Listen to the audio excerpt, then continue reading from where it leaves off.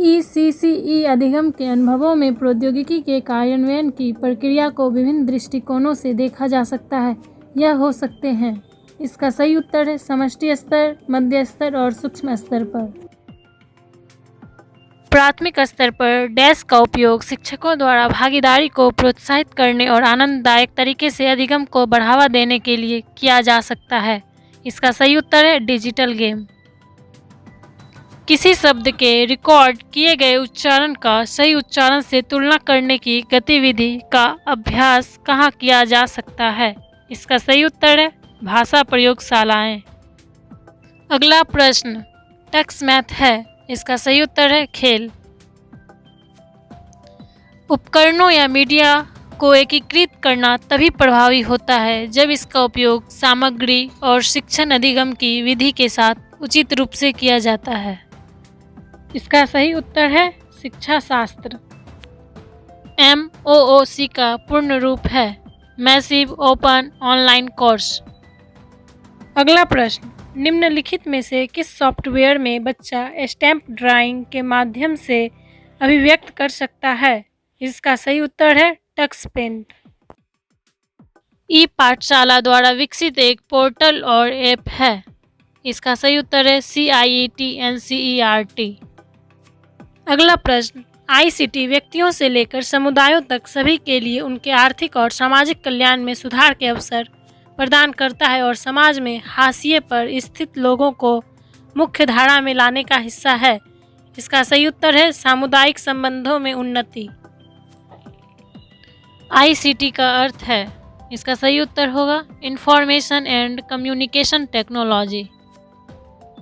पक्षियों, जानवरों और विभिन्न प्राकृतिक ऑडियो आदि की विभिन्न ध्वनियों को सिखाने के लिए उपयोग किया जाने वाला अधिक उपयुक्त संसाधन है। इसका सही उत्तर है ऑडियो स्रोत।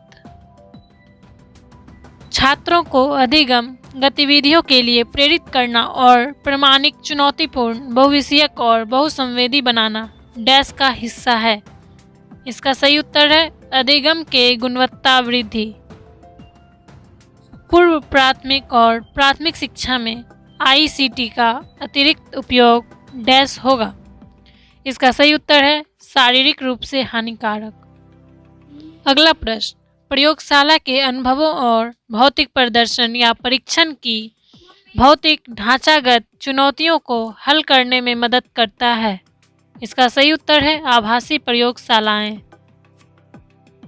अगला प्रश्न डैश स्तर पर निष्पादित सामग्री में पढ़ने, लिखने और अंकगणित के लिए तत्परता शामिल हो सकती है।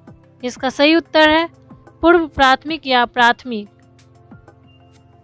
अगला प्रश्न टक्स गणित एक डैश है। इसका सही उत्तर है गणित सॉफ्टवेयर। अगला प्रश्न सूक्ष्म स्तर इंगित करता है। इसका सही उत्तर है वास्तविक कक्षा का वह स्थान जहां शिक्षण अधिगम होता है। अगला प्रश्न ICT को एकत्रित करते समय विचार किए जाने वाले मापदंड निम्नलिखित हैं। इसका सही उत्तर है सामग्री के प्रकृति, आधारभूत संरचना और मानव संसाधन।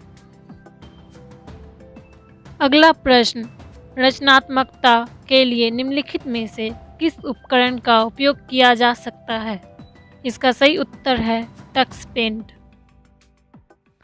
अगला प्रश्न ऐसे वातावरण का विश्लेषण करता है जिसमें एक ICT सक्षम शिक्षण अधिगम प्रक्रिया संचालित होती है। इसका सही उत्तर है संदर्भ। अगला प्रश्न TPACK का अर्थ है technology, pedagogy and content knowledge.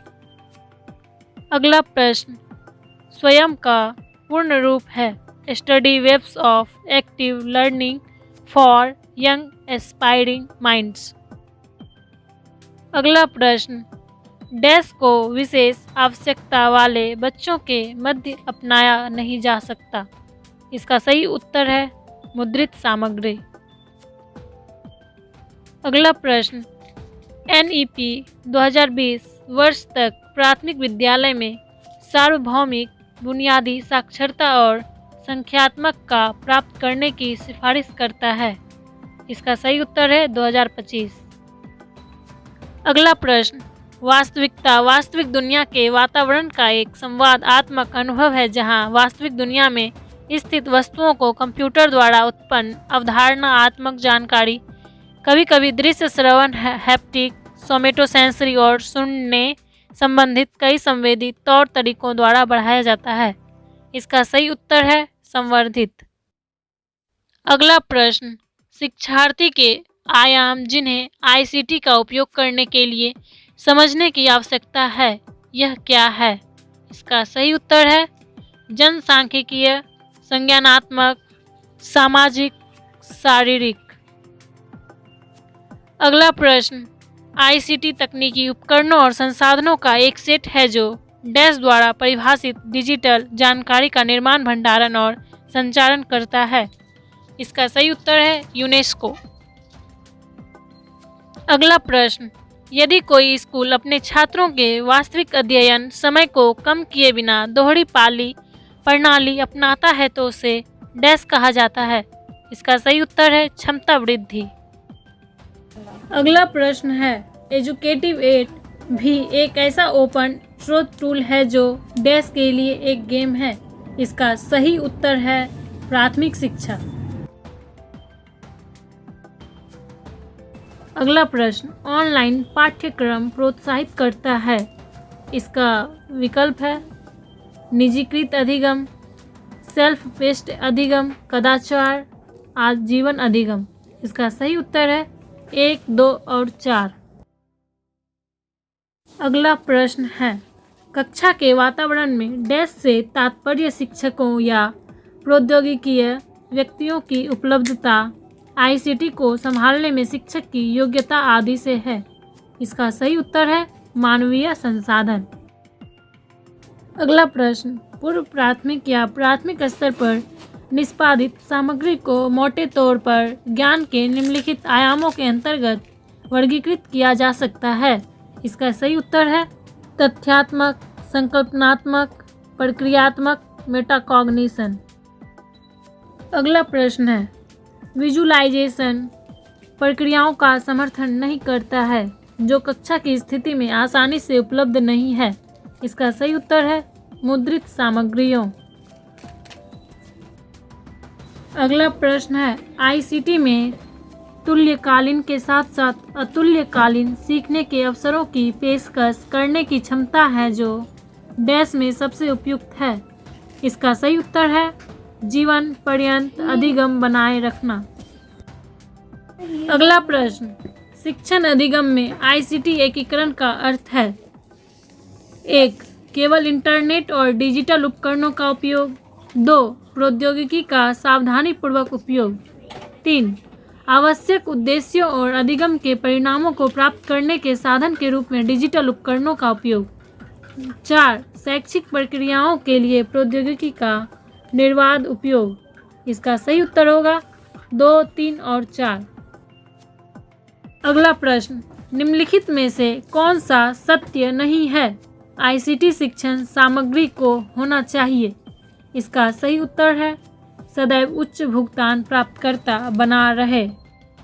अगला प्रश्न, बच्चे डैश के संपर्क में आने पर असुरक्षित स्थितियों में आ जाते हैं। इसका सही उत्तर है हानिकारक और सोशल साइट।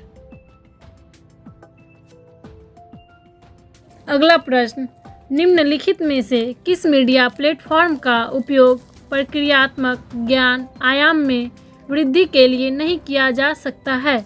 इसका सही उत्तर है टेक्स्ट पाठ।